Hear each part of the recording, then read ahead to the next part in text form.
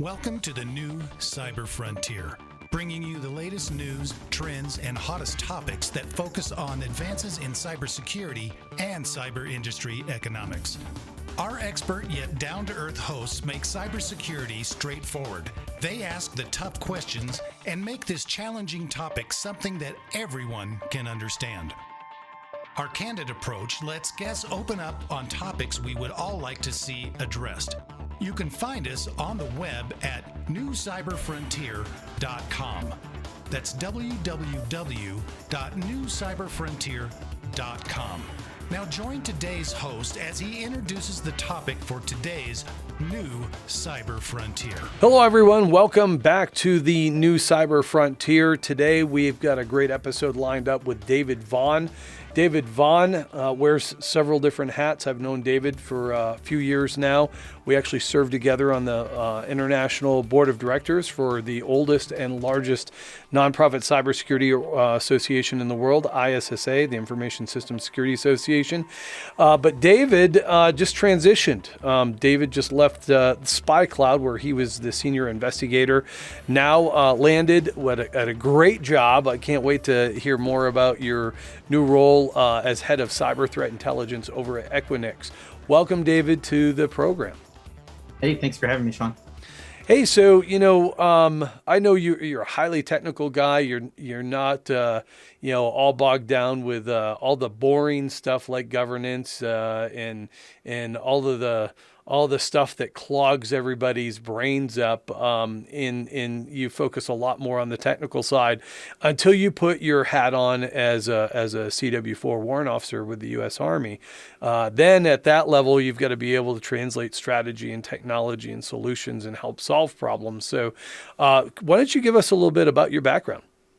Sure. Yeah. So the greatest part of my background is obviously the military. I've been in the Army now 23 years. 6 of that have been on active mobilizations. Been overseas a couple times, both Iraq and Afghanistan. As a warrant officer, though, I've been mostly technical until I came to the Pentagon, where you're right. I had to learn the GRC hat really quickly. Also, as it was eloquently put to me, I had to learn how to eat with a fork and knife at the table. And a mentor of mine told me that a couple of weeks ago, and it really sat home for some of the things that I've had such a challenge with. But in the military, I am a senior cyber advisor at Headquarters, Department of the Army. So I advise the general officer staff within the CIO office and the G6. When I first came on board, the CIO G6 was one thing, and then they broke it into 2 things now. So there is an Army CIO, which is Dr. Iyer, and then you have the Army G6, was Lieutenant General Morrison. And I bounce between the senior leaders there for all things that have to do with commercial cloud. So it was a really interesting nexus of what led me to discover this new role that I started today with Equinix as the head of cyber threat intel. But leaving Spycloud was bittersweet. I thought long and hard about the opportunity that was presented with Equinix, and I think that the importance that Equinix plays behind the scenes for all of the major commercial cloud providers and what they do for not just the U.S. government, but many sovereign governments and their instances of commercial cloud was just too great of an opportunity to have some type of long-lasting impact on. So made a decision to jump ship and take on this new exciting role. But it's so awesome, the experience that I've had, not just working with folks like yourself, but other senior leaders that are well more accomplished than myself. That experience with ISSA is bleeding over into building out this team with Equinix. So I feel like I have some pretty good foundational knowledge to come on and hit the ground running. And I've already wrote a charter. I have a strategic vision. I have a 30, 60, 90-day plan. I don't know too many folks that hit the ground running day one with all these things ready to hand over for consideration. So yeah, that's a little bit about my background. Well, I thank you for your service. 23 years it's a long time, and continuing to fight the fight and And the battlefield isn't just, dirt and sand and weapons that we shoot with our trigger finger, right? And that's where you focus a lot of energy on, what is that next generation of threat, and being able to take that and understand that and apply that to your commercial sense as well. So, this new role with Equinix, tell us a little bit about Equinix. It's funny, we were talking probably a couple of weeks ago, and I just found out about Equinix about a year ago when I was doing some research, and I was surprised to find out how long they've been around since the dot-com boom and to what level of presence they have in the world. I mean, all of the big dogs like Microsoft and Amazon and all these other organizations, I mean, Equinix is what makes them work. Why don't you give us a little bit of background on Equinix? Yeah, so your knowledge is about as much as mine was. I was very shocked to learn about them. I was in a meeting at the Pentagon and saw Equinix on a slide deck for a major migration. I was like, if this company is important enough to be tracking this migration of this thing that doesn't seem that important, I wonder if we have any Spycloud data on them, right? So I looked into it, and it led me to learn so much about them and their role in cloud in general. But basically, in a nutshell, what they do is they connect businesses to businesses. So their major line of business is their interconnections. So connecting one business to a cloud presence, whether it's Azure or Amazon or Oracle, Salesforce, et cetera, that interconnection, that vendor neutral interconnection is their main line of business. They also are in the colo market as well. So if you don't, if you're a small company, you don't have a data center, you need to be SOC 2 and all those checkbox requirements for some industries, right? You can lease a colo space in one of those data centers that has all those and start out on the same footing as some of the the big players in the market that have their own data centers and built all those certifications and invested in all that. And it really, it's a market differentiator of equalizer, so to speak, right? You have that space in that data center that meets all the check boxes, allows you to compete with the big guys without the big guys footprint, because you're essentially using the Equinix footprint. That's awesome. When you start to look underneath the hood of what Equinix is and their global footprint, it starts to come into light, and it's pretty massive. We're talking to David Vaughn. He is the new head of cyber threat intelligence over at Equinix. We're going to hear more from him right after this break with our sponsor. Cyber Resilience Institute helps build strong cyber communities designed to prevent members from attack. Like building a neighborhood watch, it takes coordination and a sharing community to protect our identities and valuables in the virtual world.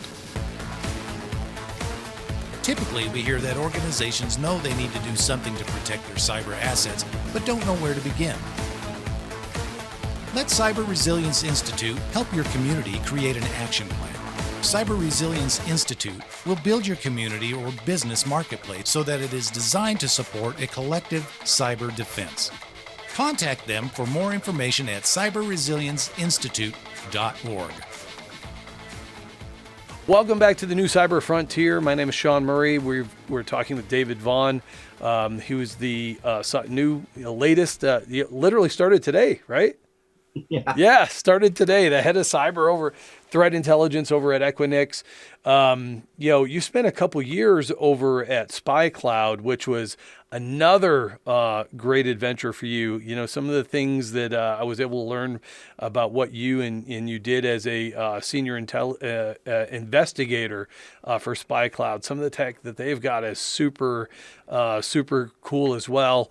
Interfaces with things on the dark net, the dark web, the ability to ingest information and data to provide a client with, a footprint of what, we've never been hacked. We've never had anything compromised. Spycloud, that technology is pretty pervasive. Why don't you talk about that a little bit? What was your role over there? Spycloud, in its essence, really morphed out of HP Threat Intel. So when HP sold off Tipping Point and dissolved the zero-day initiative, three founders came together and started Spycloud. And it is by far one of the most fun jobs I've ever worked for. It's not really just about the tech. I mean, the culture was phenomenal. The leadership team really cared about the employees, and that's I don't have to say anything. I mean, to gain any favor there, they really took care of everybody, not just myself. But the emphasis of what they do is they collect third-party breach data, but not just collecting it as an aggregate. They're also actively trying to demonetize that stolen data by cracking the password hashes of the third-party breach data. And then every password that they are able to crack, which they're at about a 90% crack rate, they're able to put those credential pairs into a data lake, and through an API call, they can now enable all their customers never to have a password reused that's been compromised. The real differentiator, though, is with botnet data. So, the third-party breach data, there's a lot of companies that are doing notifications. You see it all the time, but very few, if not any, really are doing both botnet and third-party breach data. So botnet data is a little bit more fun to play with because that's real, and that's coming from a C2 server that's discovered in the wild, right? So, and all of that data on the C2 server is in plain text already. So there's very little effort once we found the C2 server to actually take those credential pairs, ingest them in, and now again that is demonetized for those criminal actors that were trying to exploit that data. It is no question why Spycloud is the market leader in account takeover and business email compromise. It almost sounds like when you say that out loud, it's a verbal commercial, but if you can automate rather than doing a notification, because that's after the fact, right? If I say, hey, Dr. Muray, your email account's been compromised, well, who knows if by the time I've told you about that, what damage might have occurred. But the minute that those passwords and the credential pairs are put into a data lake through an API call, your domain and all the domains on your watch list are protected against 140 billion asset records that they have. And it grows every week. So they ingest data every week, and every Wednesday notifications go out to our clients. Even more fun, though, is their commitment to remaining a no-cost service for personal use. So anybody can go to spycloud.com, put in their personal emails.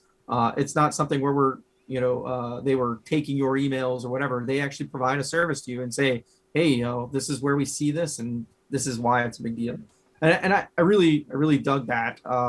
With what I did in investigations, though, is taking that data and doing link analysis, right? So if you were doing an investigation and you were trying to do attribution, and you provided an email address or a phone number, we can tell you all the breach records and all the botnet records that are associated with that data in a graph.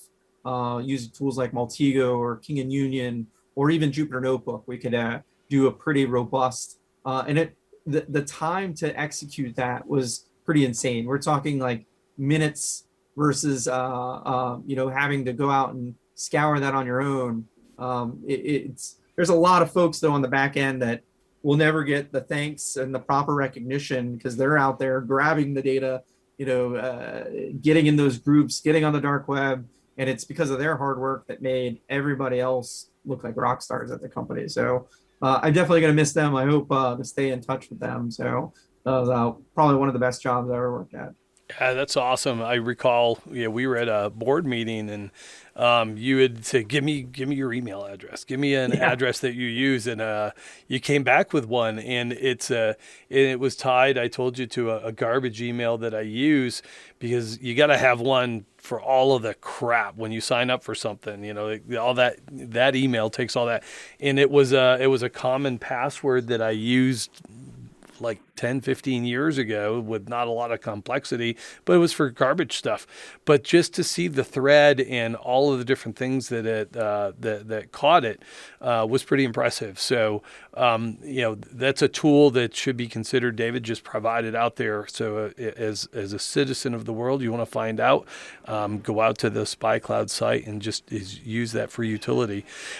So that's a great snapshot of Spycloud as a military officer. So 20 plus years, and now you're at the highest level within the Army, advising those, who lead, the strategy for cyber for Army, right? So talk a little bit about your background in the, building up to that point. You didn't start out as a warrant officer. What did you learn along the way? Oh, so many things the hard way, unfortunately. I always seem to be that guy that has to learn things the hard way. But, it was my experience.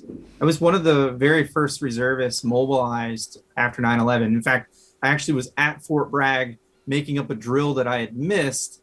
When I walked in, everybody was watching this little black and white TV. And as the plane hit the second building, I walk in very naively. I was like, oh, cool. What movie is that?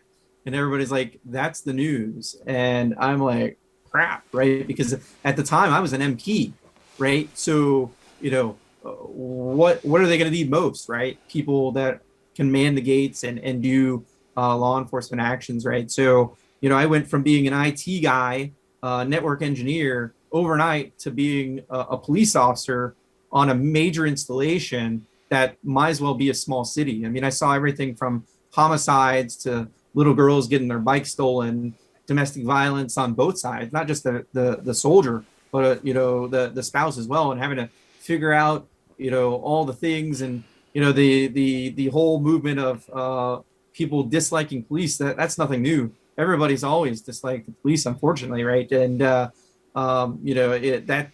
something that follows you, through that whole time that you're serving.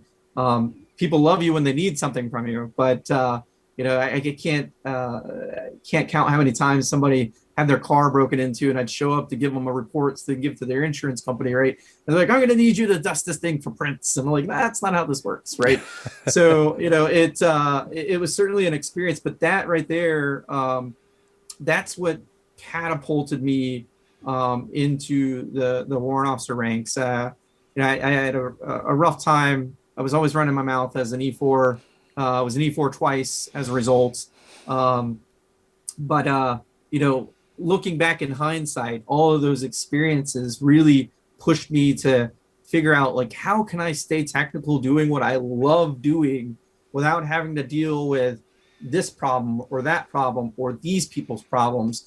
And I saw this guy over here called a warrant officer, and nobody ever messed with him and always asked them questions. And a senior leader believed in me. I still talk to her to this day. She was the Fort Bragg Provost Marshal. His name was Susan Danielson.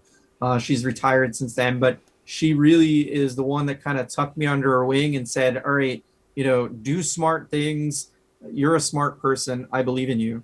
And, one thing led to another. I helped create a system that they use at the gates that reads your ID cards, and that kind of became a big deal. And I got to choose going to any military school I wanted to go to, and my choice was going to warrant officer school. That was also a pretty intense experience, going from being an E4 thinking everything to going to warrant officer candidate school, which is like basic training on steroids, right? So very quickly I learned that my opinion always didn't matter, right? And made it through warrant officer school. And I just have been very fortunate, very lucky to have really good leaders along my path that have kind of kicked me when I needed it, but encouraged me when I didn't believe in myself, right? So I was one of the very first 255 Sierras, which is a really awesome course if you're Army. It's computer network defense. So it's 182 days of nothing but SANS training taught by the course authors, right? So you're live right there with Ed Scotus. You're there with Dave Holzer. You're there with John Strand. All these guys that are icons in InfoSec that wrote the books that right there in front of you. You have 1 week of training with them, 1 week of hands-on, and then you go take the GX certs. And if you fail, you're out of the program, right? And for reservists, failing your advanced course, that's pretty much a career ender, right? So, talk about pressure, not wanting to fail, right? I went into that course with the biggest chip on my shoulder because I had gotten selected below zone to go. I thought I was the smartest guy in InfoSec. I get there, I'll never forget Chief Torbert is his name, asked me why I was there, and I told him I don't know. I should be teaching this place, right? That's how conky I was being, right? And very quickly, folks like John Strand humbled me and helped me understand that I more about what I didn't know than what I did know. And that was my biggest takeaway of that, is that InfoSec, regardless of what your discipline is, every day is a learning experience. If you really want to be good at this, you have to be better than you were the day before. And that's really what I strive to do each and every day. And then, of course, that has also benefited me in the civilian world, right? Like, the certifications are great. The training is phenomenal, but the experiences that I've got to do as a warrant officer have certainly bled over into my civilian career. Yeah, that's awesome. What a great diverse background, and it's a learning experience, right? So we all start off as the young cocky kid that thinks that they know everything. I've got a 14-year-old son right now, so we're going through that. And then some teenage daughters, but when we're talking about who we are and what we do, we don't know everything, especially in this business. We're talking to David Vaughn, currently the new head of cyber threat intelligence over at Equinix. We're going to talk to David a little bit more about his contributions on the community side when we come back right after this.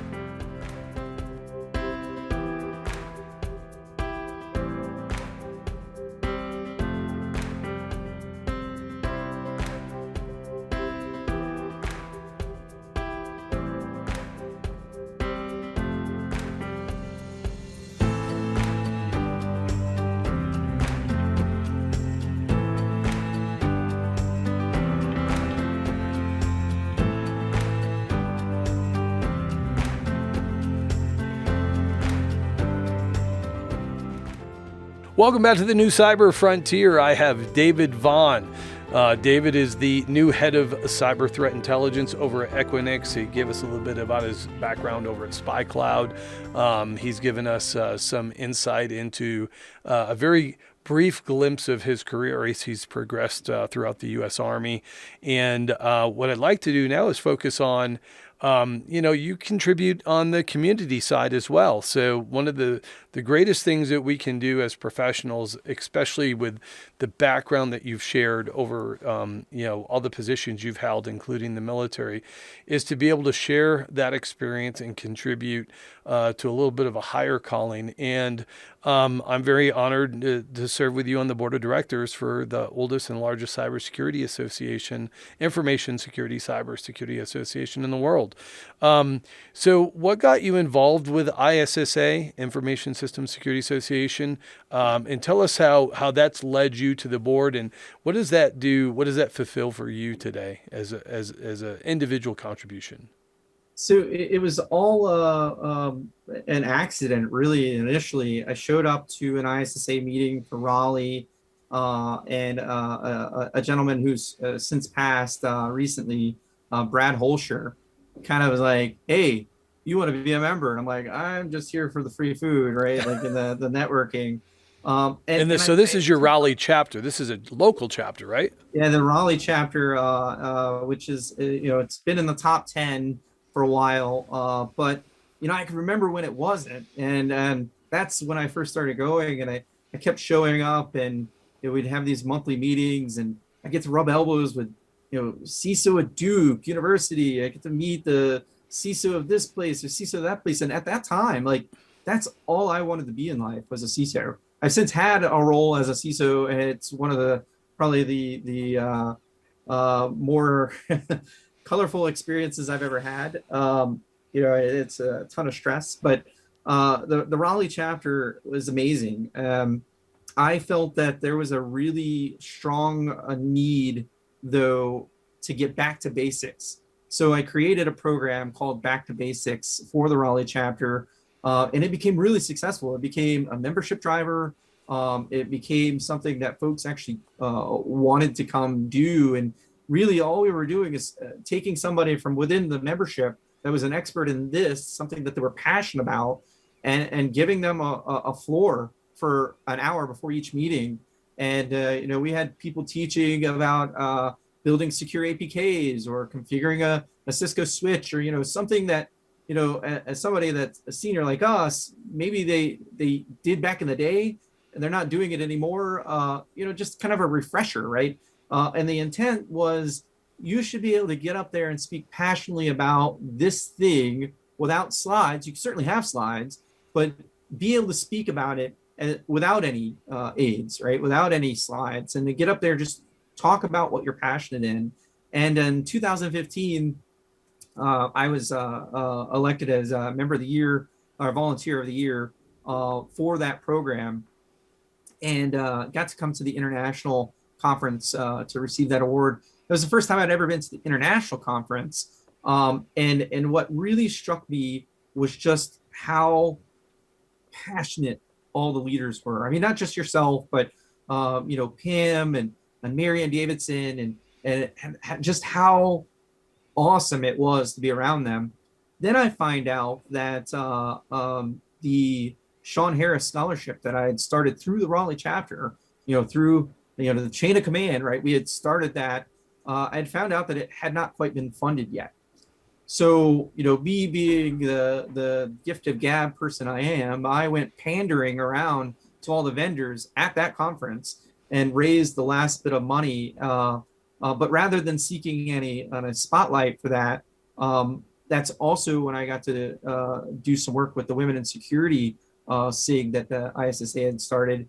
And I let them present that the money had been raised on behalf of the Women in Security SIG. And that's a scholarship that's still going strong to this day. But the bittersweet moment of all of that was the personal connection that I had with Sean Harris. Right before my 2009 deployment to Iraq, I reached out to her asking, "Hey, look, I'm in the military. I'm getting deployed. I can't really afford a $4,000 CISSP course. Do you offer a military discount?" All I was looking for was just a discount, right? She replies back to me, "Send me your mailing address." So I'm like, all right, no matter. Send her my mailing address. Next day, she overnighted all of her training materials, her book, her videos, and it had a handwritten letter in it stating that when you get settled in overseas, reach out to me. Here's my personal cell phone number, and I'll work with you one night a week. And I was just so touched because here's this lady is well accomplished, has a busy schedule, runs her own business, she's training, and she's going to talk to an up and comer like myself.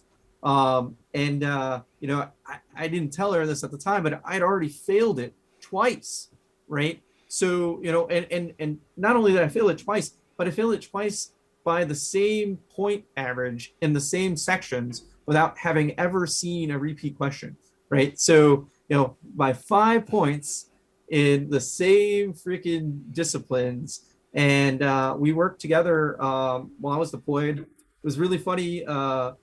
She was a redheaded female. I was married to a redheaded female at the time. My name is David. Her husband's name is David. It was just all sorts of really funny things that we had in common. And, she was such a great person. And when she passed unexpectedly, it was just like, it rocked my world. So I wanted to, do something to make sure that she was remembered and that what she really believed in had a lasting impact, at least within ISSA. And I think we accomplished that with the scholarship. But the cherry on top of that whole story was actually getting to, at the table that I was sitting at for that award ceremony, I was sat right next to Sean Harris's mother. And, she was there receiving a posthumous award for Sean. And that really just it killed me. So that in front of everybody at that audience, I vowed that when I came back from my deployment, that I would definitely get involved with international, because I saw all the passion and the involvement that everybody had, and the reach. And I made good on my promise. When I came back, I ran for election. I won, and I'm now on my second 3-year term now. So it's been an absolute tremendous experience. I mean, I've been so thankful for this experience. Yeah, and you bring a lot to the board as well. It's a different mindset in some aspects that you've got to remember the tactical. You've got to remember how to translate what the worker bees want you to know to the leadership language, because it needs to be actionable, right? And so those of us that reach the pinnacle of where we are in our careers still have to remember where we came from. And the challenges, as you mentioned, they're different. They are progressive. The idea that technology is pervasive and is always changing, we need those folks in the lower ranks to be able to communicate to us how and why it's changed. Because once we get to this portion of our career, we're not there anymore, right? So we have to remember where we came from.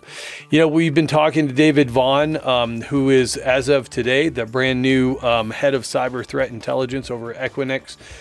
David's shared a lot of his background with, a few of the commercial companies that he's been with, and how he's grown individually, and how he's grown technically and as a leader within this industry. We're at the end of our session. I can't believe it went so fast, David. Thank you so much for contributing to our program today. It's been my pleasure. Thanks for having me, Dr. Muray. Thank you. You have a great week. You as well. Thank you for listening to New Cyber Frontier. Remember to follow or like our post and circulate each new show to your networks. We keep you informed, bring you the latest news, explore new trends, and find the hottest topics. With New Cyber Frontier, you don't have to be a computer or cybersecurity expert, just get plugged in. We encourage you to get involved. Tell us what topics interest you and join our mailing lists. You can find us on the web at www.newcyberfrontier.com. That's newcyberfrontier.com. Check out our previous interviews, and please let us know if there are any topics that you would like to hear discussed. See you next time on New Cyber Frontier.